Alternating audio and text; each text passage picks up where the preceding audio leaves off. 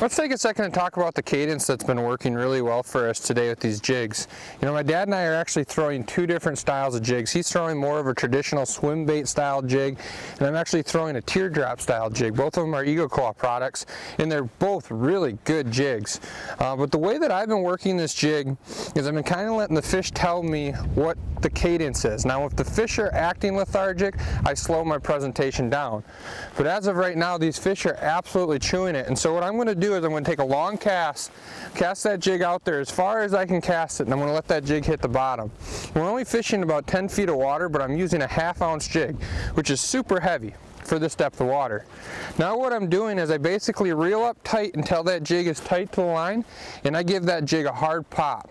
What it's doing is coming straight up and falling straight down. Then I reel the slack up. Again, hard pop, bring that jig straight up and straight down. And these fish seem to be pretty aggressive right now, and so that aggressive action, by working the jig that aggressively, seems to really go with the bite. Now, what's happening is I basically pop that jig up and it falls on slack line. Then when I reel back up to give it another pop, that fish is there, and that fish is biting it on the fall.